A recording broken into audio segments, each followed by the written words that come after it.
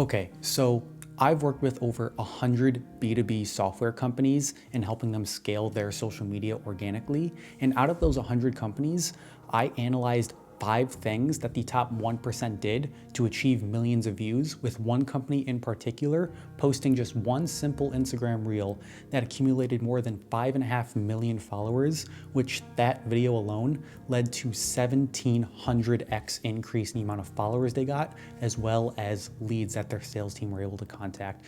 And without further ado, let's just get into the first thing that the top 1% of companies were doing. So the first thing that these companies were doing that we worked with is that they played what I like to call is the content lottery.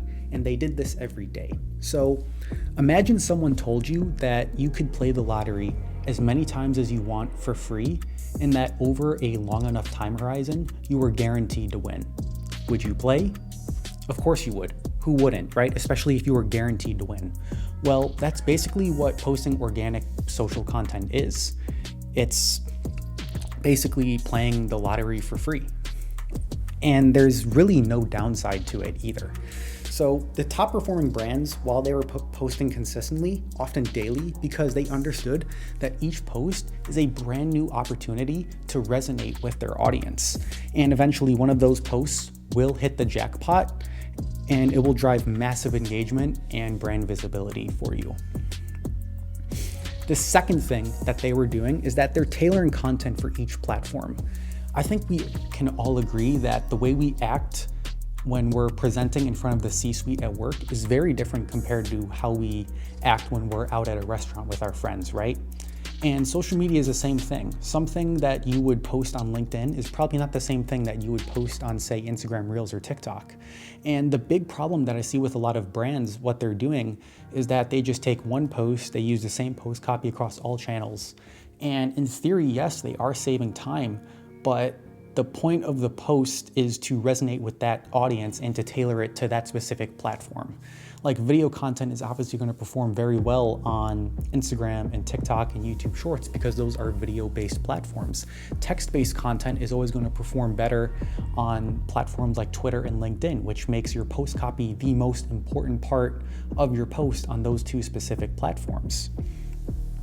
So on LinkedIn, what we would do is we would focus more on work-related posts. You know, when you log on to LinkedIn as a corporate professional, you are in work mode. You are more inclined to read long pieces of text. You are more inclined to read your email, right? Which is why, like I said, your post copy is just so important because people are actually going to take the time to read that when they're on LinkedIn, as opposed to Instagram or TikTok, where your post copy isn't the most important, but rather your creative is.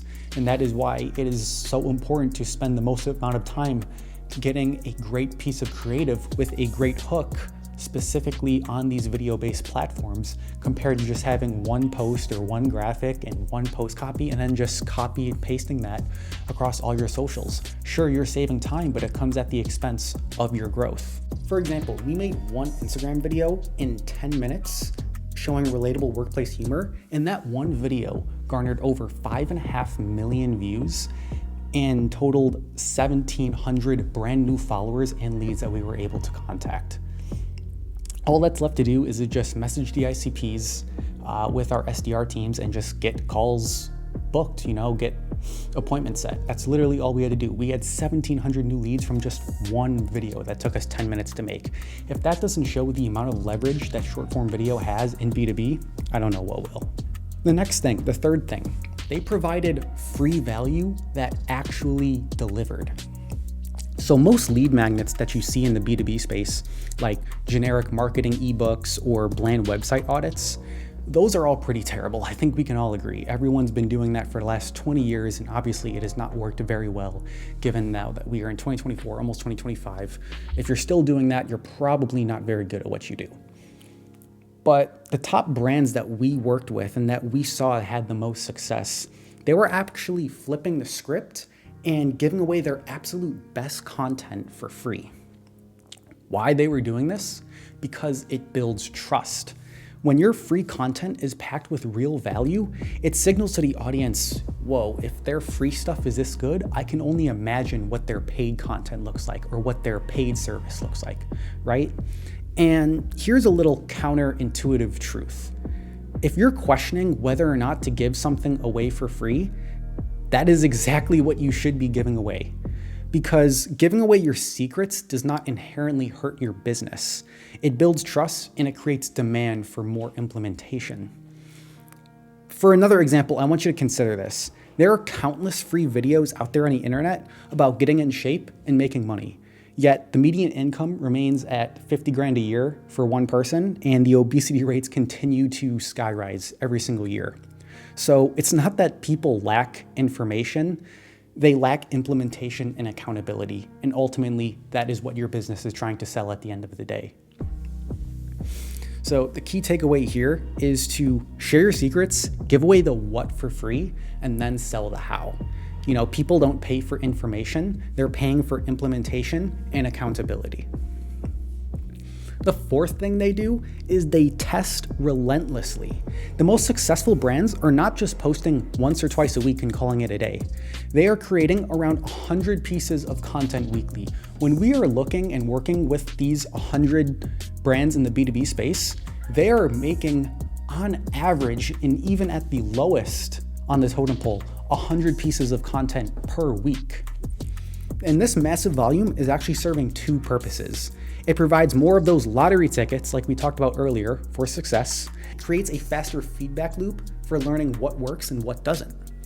When brands say, social media doesn't work for us, we tried, and they only posted once a week for several months, well, they're really making a fundamental error.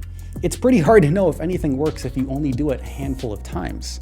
But if you do something 100 times a week over several months, you're gonna learn much more and be farther ahead of the people that are just posting a couple times a week. And so the key takeaway here is to test more, post more, and you'll learn faster. Winning on social media requires so much volume and persistence, and that is ultimately why most of these companies fail at social media. They put it on the back burner and they don't give it any second thought. Like I said earlier, it is literally a free lottery that you are guaranteed to win over an extended period of time. Sometimes you may get lucky earlier, but that's really what it comes down to, is like, are you actually putting the reps in? Posting once or twice a week is not going to work. The more you post, the faster that feedback loop hits you. And then the quicker you're able to just dominate your competition, because you immediately know what works and what doesn't in your industry while your competitors are just giving up. The fifth thing that they are doing is they have built purposeful funnels. Successful brands understand that every piece of content serves just one specific purpose in a larger funnel. For example, an Instagram reel will drive profile follows. A profile has a link in bio with preferably a lead magnet conversion. A lead magnet will then get them into your email system, because in order to get the lead magnet, they have to type in their email, right? And then once they're on the email list, they're in a nurture sequence, and then an appointment setter will reach out to either book a call, or they will book a call themselves from all the free value you're giving. And then from the call, your closer will go on the call and then close the sale from there. So the key is just focusing on one clear call to action rather than overwhelming prospects with multiple options. I'm sure you've seen it time and time again where a brand has a link in bio in their bio, and they have like 10 to 15 just links and call to actions in there. And it just gets overwhelming for the average person, and they just click off and nothing ever happens from it, right? It really just comes down to just being patient and just focusing on one ask while also delivering as much value as you can before you give the ask. As the great Alex Hormozy says, the longer you delay the ask, the bigger the ask you're able to make. Define the one goal for your social media presence and align all efforts toward achieving it. I'm sure you see it all the time. We have software companies who are consistent on social media and who do try to post. They just push CTAs in every single post while barely giving out any value. It's like, you're not going to convert a whole lot if you're just continuously just pushing people to buy. I'm sure you know that person who has something, or they're always trying to get you to do something, and every time you see them, it's like, oh, they're always trying to sell you. It gets annoying after a while. But if you're the type of person who you are trying to sell something to your friends or your community, and you're just constantly giving out free value, you're constantly helping out someone, say you're a personal trainer, you're constantly giving out free meal plans, free workout plans, you have results, you're just consistently helping people. Then once you have just so much goodwill built up, that's when you say, hey, I've given you so much free value, you've lost all this weight, you've hit all your fitness goals. Would you like to continue this for the next year? Because we know that this is something that you have to continue for the rest of your life if you like these results. So then that's when you can make the ask, because you've built up so much goodwill and you've given away so much that people feel indebted to you. The law of reciprocation is real. If you do something nice for someone, they are going to feel obligated to return the favor, and you should definitely use that to your advantage. The brands winning at social media, they're not lucky. Yes, there is a small percentage of luck that is involved, but they're still following a specific playbook. They're posting consistently, they're adapting their content to each platform, providing genuine value, they test extensively, and they're maintaining laser focus on their funnel. Most importantly, they understand that success on social media isn't really about going viral once. It's about building a sustainable system for engaging with and converting your audience over time. So the best time to start implementing these strategies was yesterday. The second best time is today.